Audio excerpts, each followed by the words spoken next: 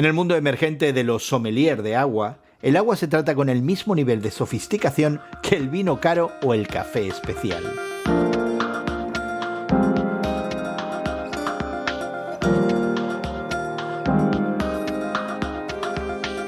Gracias por acompañarnos entre amigos esta conversación semanal sobre la fe cristiana y el mundo contemporáneo que tenemos Elsa Masón y tu amigo Gerson García. Hoy conversamos sobre el agua como un lujo, algo que pudiera parecer increíble a alguno de nosotros viviendo en el mundo industrializado y desarrollado, pero que es una realidad en algunas partes del mundo donde el acceso al agua potable es todo un desafío cotidiano. Pero antes te invitamos a suscribirte a nuestro podcast que encontrarás en tu plataforma de podcast favorita. Encuentra y escucha Entre Amigos con Gerson García en YouTube, Spotify o Apple. También te invitamos a que compartas nuestra conversación en tus redes sociales y que permitas a tus amigos y seguidores ser parte de este tiempo juntos. Hola Elsa, ¿cómo estás? Bien, Gerson, ¿qué tal? Me está dando sed con este artículo que me enviaste. A mí me da desesperación, no sé si tanto como sed, porque déjame decirte algo, que a la hora de hablar del agua como un lujo, ya que muchas partes del mundo no tienen acceso a agua potable como tenemos en el mundo industrializado, ¿verdad? Déjame decirte que yo estoy sentado en una zona que contiene el 10% del agua potable de todo el mundo.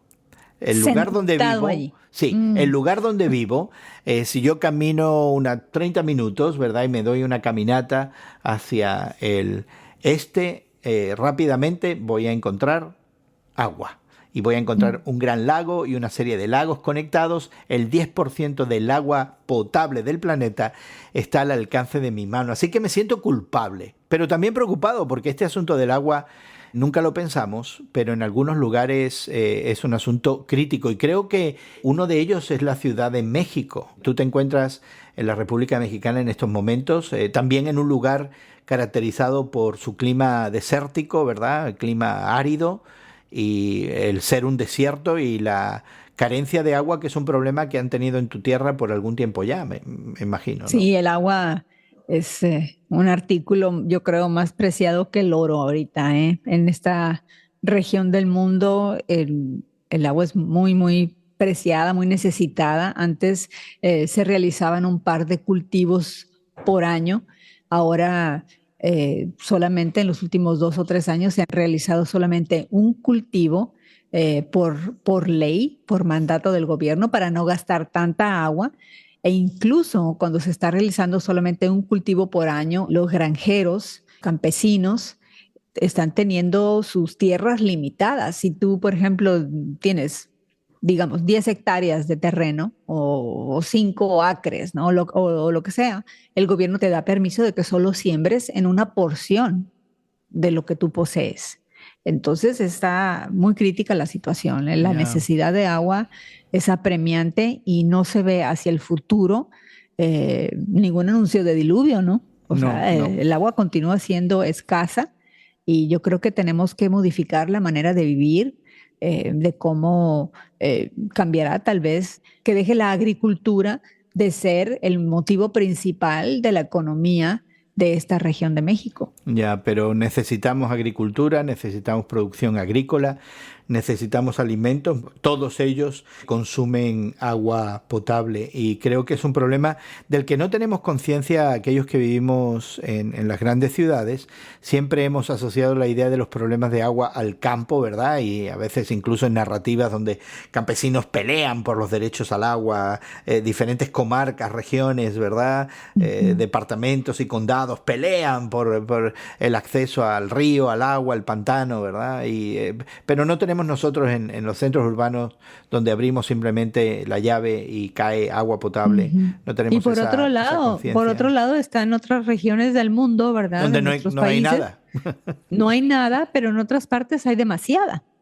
Ya, recientemente ha habido inundaciones en Texas, en otras partes del este de los Estados Unidos, que dan miedo, esos corrientes de agua que se llevan todo. Pero es un agua que por su naturaleza torrencial muchas veces no es retenida y no es usada ni para el campo, que destruye, ni para agua potable. Así que es un problema que merece consideración. Y lo que motiva nuestra conversación en el día de hoy, Elsa, es este artículo que encontramos en The Economist, una publicación realmente de rango internacional en inglés, que contiene un artículo que ofrece una mirada al creciente mundo de los sommeliers de agua. Y cuando escuchamos la palabra sommelier, entendemos ese experto, principalmente catador del buen vino, ¿verdad?, que es capaz de analizarlo simplemente con el paladar. Pues ahora resulta que existen expertos que tratan el agua de la misma manera, como una bebida de lujo comparable al buen vino o al café de especialidad.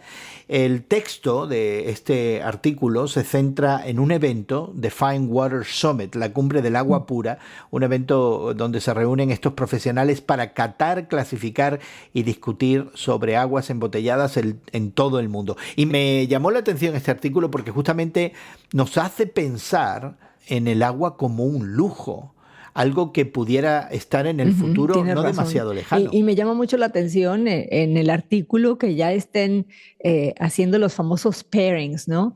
Voy a preparar una comida italiana y te voy a decir qué tipo de agua vas a tomar con esa pasta, ¿no? Con esa salsa, ¿no? O voy a comer sushi y entonces te voy a recomendar otro tipo de agua que le va a ir mejor al sushi. Entonces, así es. Me pregunto, ¿qué es lo que le irá mejor a los chiles rellenos aquí en México, ¿no? Bueno, en México, algunos dirían que en México siempre hay que pedir agua gasificada, ¿no? Agua con soda, algunos le llaman agua mineral, ¿verdad? No pedir el agua de la llave, agua embotellada, que es como pedíamos el agua. En algunos restaurantes simplemente especificábamos si estaba carbonatada o no, ¿verdad? Pero era agua, no había. No, y ahora están diciendo que tiene mucho que ver el tamaño de las burbujas en el gas, en el agua gasificada, ¿no? En el agua mineral. Imagínate. Pero esto es algo relativamente nuevo. Yo no me hubiera imaginado que había gente que pudiera hablar, ¿verdad?, del agua como un producto de lujo y no como algo neutro, que cuando tú y yo estábamos en la escuela describíamos el agua como inodora, incolora e insípida. No tenía ni sabor, ni color, textura, ¿verdad? Era agua. Y ahora se ha convertido en una experiencia sensorial compleja donde se habla de textura, se habla de origen, se habla de contenido mineral, se habla de historia, se habla de cremosidad. Imagínate, ¿cómo que agua cremosa? No me des agua cremosa, dame agua. No. Es algo revelador, muy revelador e innovador para mí. No sé si también es otra manera de que el mundo industrializado, ¿no? El capitalismo continúa buscando nuevas formas de comercializar algo que no estaba comercializado. Así es, de vendernos ahora lo que es el agua de otra manera, ¿verdad? Sí. Yo recuerdo que había una campaña en mi país donde cierta marca de agua te ayudaba a perder peso. No me imagino cómo, porque era agua. Pues mientras no comas nada más y nada más la tomes. Agua, pura agua, ¿verdad? Pero era el complemento para perder el peso, ¿no? Tenías que tomar el agua Y pudiera ser que es parte de no solamente del comercialismo, pero de una cultura del consumo refinado, ¿no? Dirigido a un mercado muy particular. Sí, ilimitado, ¿no? Realmente que muy tienen, limitado. Que tienen pues los bolsillos con bastante dinero, ¿no?, que les sobra para entonces poder vivir ese tipo de vida donde vas a escoger qué tipo de agua vas a comer con tu carne, con tu pollo, ¿no? O con el chile relleno, como te digo, porque dependiendo. Es algo que se me hace un poquito exagerado, pero a lo mejor estamos enfrentando algo innovador y a lo mejor sí va a popularizarse, no sé todavía. Estoy en una etapa de mi vida donde casi sospecho de todo. Bueno, está bien que sospeche de esto, y el artículo no solamente sospecha, pero yo creo que tiene un tono bastante irónico de convertir al agua, que es un recurso básico, esencial, ¿verdad? Y que es escaso en muchas partes del mundo, ahora en un símbolo de exclusividad y complemento a las comidas más sofisticadas que te puedas imaginar. O sea, esto aquí están dorando la píldora y seguramente tratando de hacer del agua algo que no es, ¿verdad? Pero por otro lado también la idea de hacer del agua algo de lujo, ¿verdad? Nos habla sobre el impacto quizás ambiental, no solamente económico o industrial, como estás apuntando tú, pero el impacto ambiental que pudiera tener el agua embotellada, ¿no? De que ahora se promueve una industria de agua embotellada con marcas, o sea, ¿por qué el agua de la marca A es diferente a la de la marca B o a de la marca C? ¿Y por qué valen unos centavos más este agua que la otra? ¿O qué es lo que realmente conlleva esto, ¿no? Y el hecho de que ahora vayamos a las fuentes que nutrían nuestros sistemas de suministro de agua, que permiten abrir la llave y tener agua potable en nuestra casa, ahora hay una factoría en algún lado capturando ese agua, embotellándola y vendiéndola por precio. Así que hay un impacto económico, un impacto industrial, pero también me imagino que algún tipo de impacto ambiental, ¿verdad? Donde el Sí, agua tienes razón.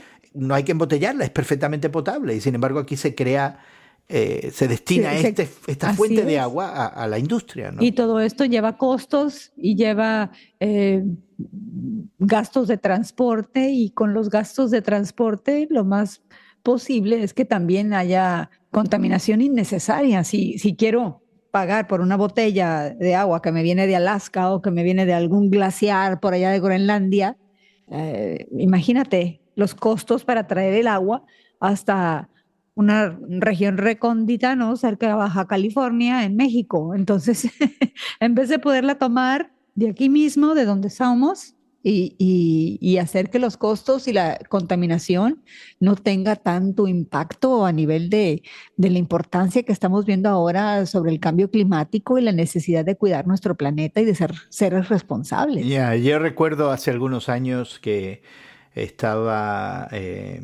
leyendo un libro sobre la moralidad en el mercado, ¿no? La pregunta si el mercado tenía inquietudes éticas, morales, y estaba dirigido por alguna conciencia, ¿verdad? Y era una pregunta muy compleja.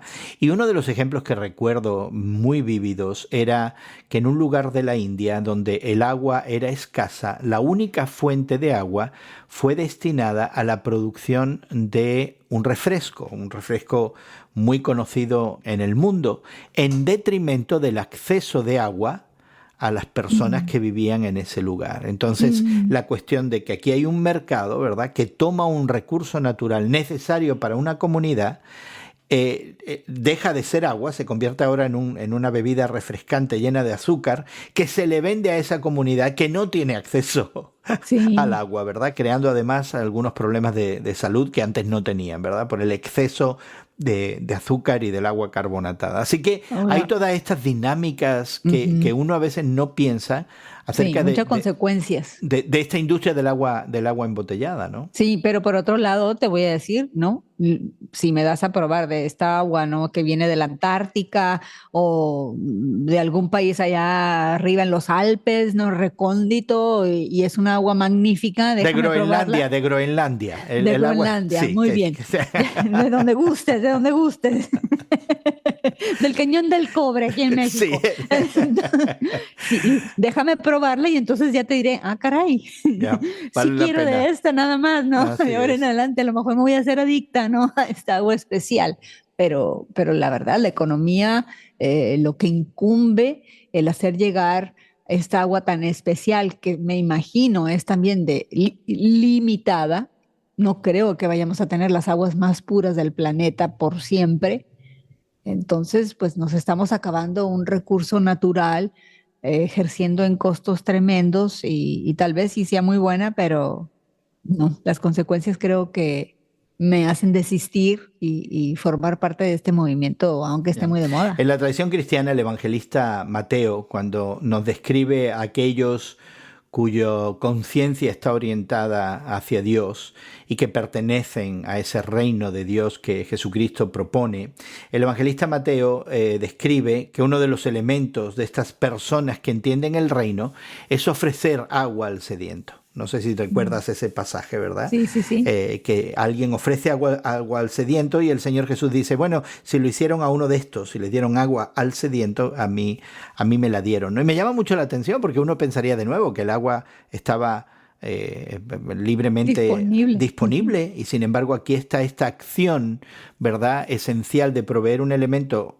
que consideramos necesario para la vida a alguien que verdaderamente lo necesita, ¿verdad? Y ahí hay un signo de distinción entre aquel que pertenece a esta propuesta del reino de Dios, como la presenta Jesucristo, o aquel que se queda fuera, que simplemente no entiende esta dinámica. El ofrecer un vaso de agua al sediento. Y me hace pensar en la importancia que el agua tiene tanto en su fisicalidad como en la dimensión espiritual, ¿verdad? Que es un símbolo que ilustra la posibilidad de vida, y Jesús también lo usa.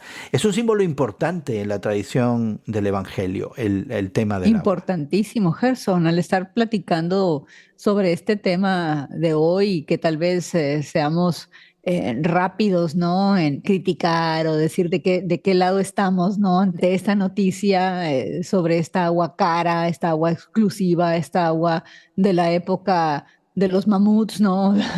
Que ahora es un lujo, ¿no? En los mejores restaurantes del mundo. Sin embargo, el Señor Jesús ofrece esa agua donde nos dice incluso que quien la beba no va a tener sed jamás.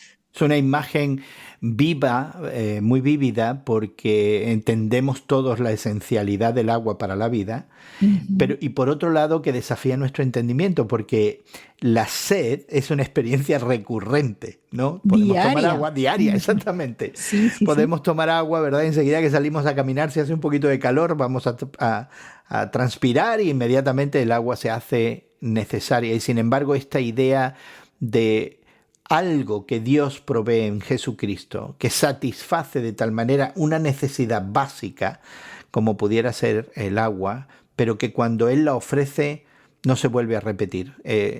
Nos quita la sed permanentemente, nos quita esa necesidad esencial y básica permanentemente. Y creo que el símbolo está ahí, que a veces elaboramos mucho acerca del símbolo, pero no deja de ser una propuesta interesante que valdría la pena de explorar. ¿Qué significa eso? Sí, ¿no? claro. Y me llama mucho la atención también en el momento en que los evangelios nos dicen qué sucedió cuando Jesús está precisamente pidiendo agua a la mujer samaritana en un pozo, y él le dice, ¿no? El agua que yo te daré de vivir es un agua viva, es un agua que te va a quitar la sed permanentemente. Entonces ella le dice, ¿qué dice? Señor, dame de esa agua. Así es. ¿Por qué? Porque no quiero estar viniendo aquí todas las mañanas o todas las tardes teniendo que cargar esta agua de regreso a casa, ¿no? Porque cuesta trabajo obtener el agua para el sustento diario, y esta agua, que es un ofrecimiento de vida eterna del Señor Jesús, pues obviamente que hay que reflexionar y ser como esta samaritana que corriendo le dice, dame de esta agua, yo quiero beber de esta agua. Y es una reflexión para abrir nuestro entendimiento, nuestro corazón a la verdad del Evangelio y aceptarlo como esa agua de vida eterna que nos está ofreciendo Jesús mismo. Cuando se trata de estos elementos altamente simbólicos, alegóricos, ¿no?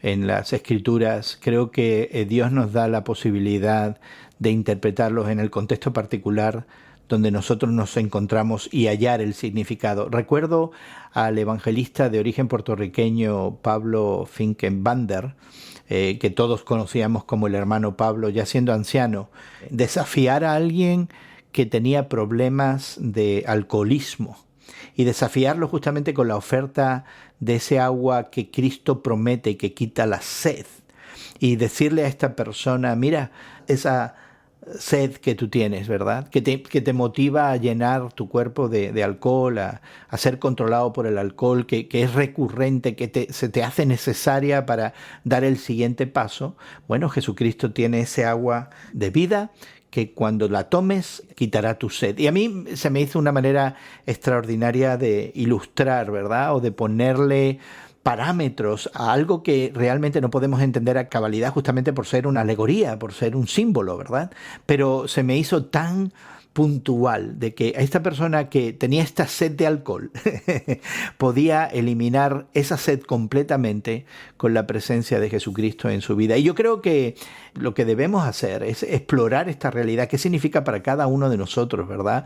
No solamente para ti, Elsa, o para mí, pero para nuestros amigos que nos acompañan. Cuando Jesucristo me ofrece un agua que me quita la sed, ¿qué me está ofreciendo realmente? ¿Y qué significa eso en mi propia vida? Así que es algo que amerita la exploración personal. Sí, tienes razón, Gerson, porque podemos tener sed en nuestra vida de amor, de tener un mejor puesto en el trabajo, de tener mejor economía para nuestras casas, para nuestra familia.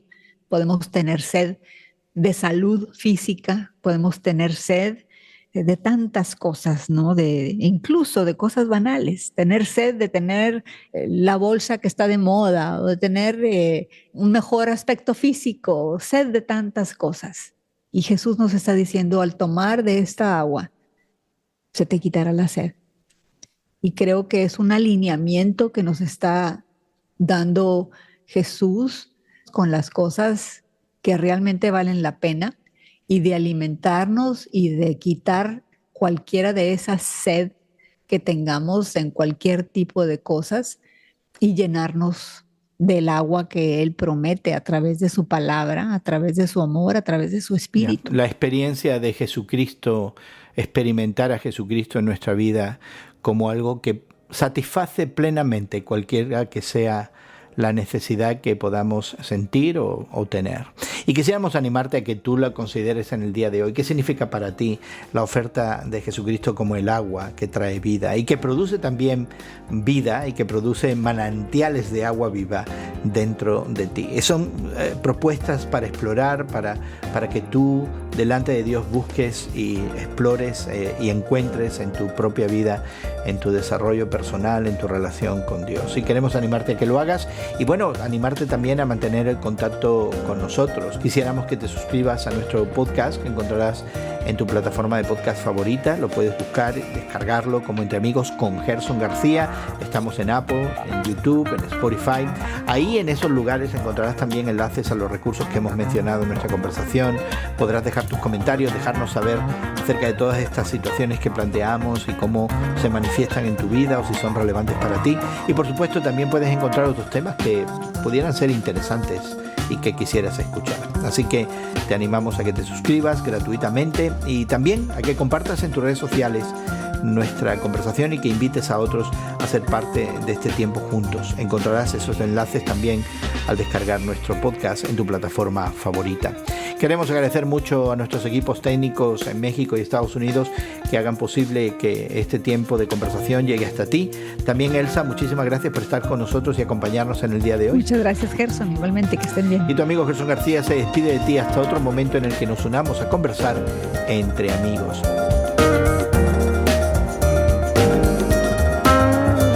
Entre Amigos con Gerson García es producido por Eventual Media y distribuido por Radio Moody para ministerioreforma.com.